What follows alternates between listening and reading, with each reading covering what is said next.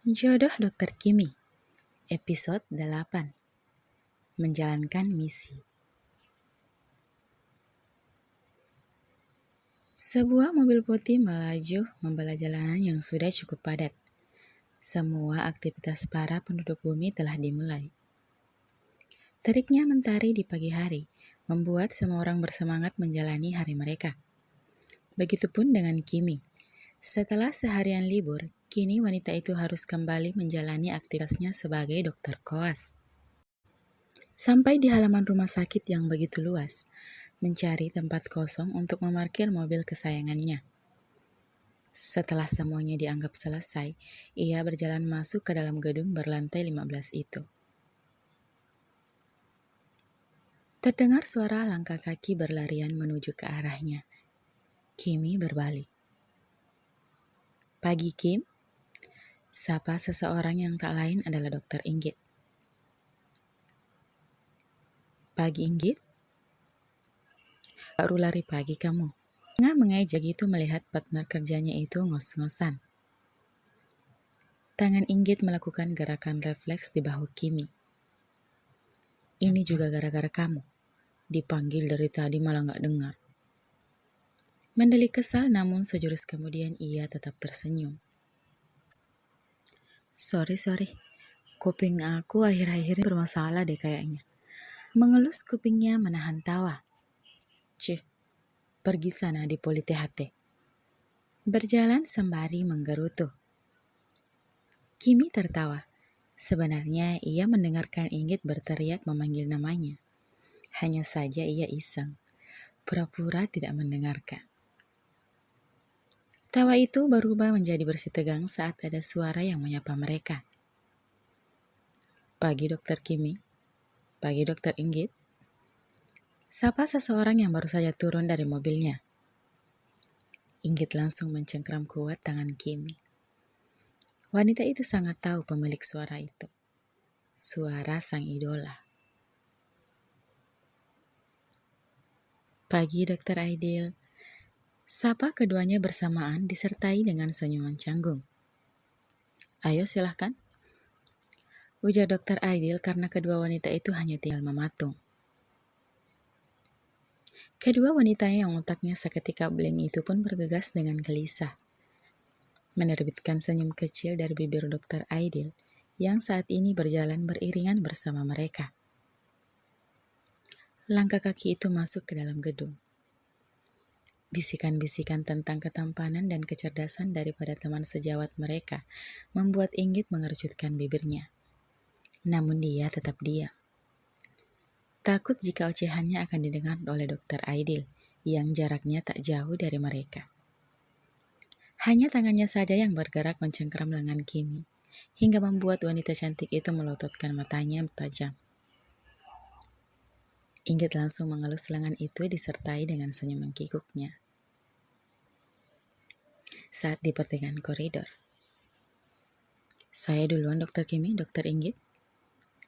"Pamit Aidil." "Iya dokter, silahkan." Hanya Kimi yang menjawab, sedangkan fans peneliti dokter tampan tersebut yang sedang berpamitan itu sedang masuk ke dalam dunia hayalnya. Bagaimana jika badan kekar itu memeluknya, menciumnya, mengelus pucuk kepalanya? Rasanya ia menantikan hal tersebut. Keluar dari dunia hayalnya saat Kimi mencubit keras pipinya. Menjerit kecil karena pipinya sakit. Akhirnya, "Kimi!" teriaknya karena Kimi telah berjalan menjauh. Air liurmu menetes. Dan spontan mengusap bibirnya menahan malu.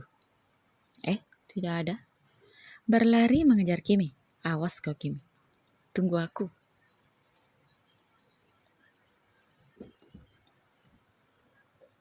Ethan telah menyelesaikan sarapannya. Pagi ini, pria blasteran Indonesia-Inggris itu akan menyibukkan dirinya demi menjalankan misinya untuk tidak berhubungan dulu dengan dokter cantik yang sudah diam-diam mengganggu kinerja otaknya. Pria itu berjalan menuju ke mobil mewah hitam miliknya. Ia akan berkunjung ke salah satu cabang resto mereka yang masih berada di kawasan ibu kota. Suasana yang ramai dengan hiruk-pikuk ibu kota membuat semangatnya berkobar. Sejenak ia melirik HP-nya, lalu kembali fokus mengemudi. Pokoknya hari ini aku tidak akan menghubungi dokter itu. Tidak akan. Ya, tidak akan. Ucapnya berulang untuk meyakinkan dirinya sendiri. Bukan tanpa sebab. Ia tidak ingin salah menilai perasaannya sendiri terhadap Kimi. Rasa kagum dan sukanya saat ini membuat ini semua cukup rumit. Pasalnya wanita itu telah dijodohkan. Ketika nantinya ia mengerti perasaannya seperti apa, mungkin ia akan mencoba melakukan yang terbaik untuk dirinya. Apapun itu, ia tidak bisa memastikan sekarang. Setelah menempuh perjalanan kurang lebih 45 menit, terbilang cukup lama sebab terjebak macet. Ethan masuk ke resto miliknya, mengadakan meeting dengan beberapa orang yang telah ditugaskan untuk membantunya mengelola resto yang terbilang cukup besar tersebut. Membahas mengenai pasokan bahan baku mereka, kualitas bahan baku, menu baru ataupun buat tampilan baru agar para pengunjung merasa tertarik. Setelah hampir 2 jam, meeting itu pun selesai. Ethan duduk di kursinya, memutar kursi itu dengan ujung pulpen masuk ke dalam mulutnya.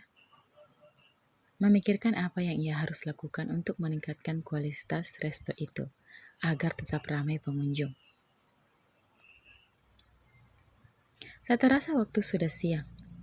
Karena keseriusannya dalam mendalami pekerjaannya, Ethan bahkan tidak sadar jika jam makan siang telah tiba. Merapikan meja, mengembalikan semua ke tempat semula. Bergegas menuju bagian di mana para koki sedang memainkan spatulanya. Siang, Tuan. Sapa semua karyawannya yang berada di ruangan itu. Silahkan lanjutkan pekerjaan kalian. Aku akan memasak sendiri makan siangku. Tersenyum berjalan menuju ke tempat di mana bahan makanan telah tersedia dengan rapi. Dengan daya kerennya, ia memakai celemek putih, mengambil bahan untuk membuat makan siangnya sendiri. Karena keahlian memasaknya, tak butuh waktu lama Ethan menyelesaikan semuanya. Mengambil nampan lalu keluar dan memilih tempat duduk yang strategis untuk mengamati para pengunjung yang datang. Menyantap makan siangnya dengan penuh sukacita. Belum habis isi piring itu, netra abu-abunya menemukan wanita yang hari ini ingin ia hindari. Tapi kenyataannya dia bertemu lagi. Dari sekian banyaknya resto yang dilewati dari rumah sakit itu, kenapa wanita itu harus datang ke sini? Why? Apa itu artinya takdir memang mempertemukan mereka? Ethan menjatuhkan sendoknya. Matanya seketika menyalang saat melihat pria yang datang bersama Kimi. Meski mereka datang bertiga, tapi sangat jelas Ethan menangkap jika pria itu selalu memperhatikan Kimi. Apa itu calon suaminya? Tebaknya.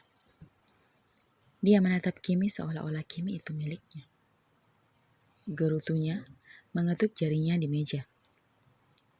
Ekspresinya kesal namun pria itu tidak sadar. Sementara di meja yang selalu ditetap Ethan, Kimi dan Inggit duduk canggung. Kenapa mereka bisa sampai di sini? Jawabannya adalah Inggit yang merekomendasikan tempat itu. Namun yang ia tak habis pikir, Dr. Aidil bagaimana bisa sampai di sini? Alhasil mereka duduk bertiga di meja yang sama. Silahkan kalian pesan duluan, ujar Dr. Aidil ramah. Baik, ujar Inggit terbata mengambil buku menu. Ia menyikut lengan Kimi yang terdiam. Kedua wanita itu menutup wajahnya dengan menu di tangan Inggit. Bagaimana aku bisa makan di depan idolaku? Berucap tanpa bersuara. Kimi hanya mengadikkan bahu tanpa bersuara. Sementara Inggit perasaannya telah nano-nano. Antara senang dan juga canggung bisa makan bersama dengan pria idamannya. Kimi hanya santai sambil memesan menu. Setelah itu menatap HP-nya. Kimi baru sadar Tumben si pria cerewet tidak mengirimkan pesan seperti biasanya.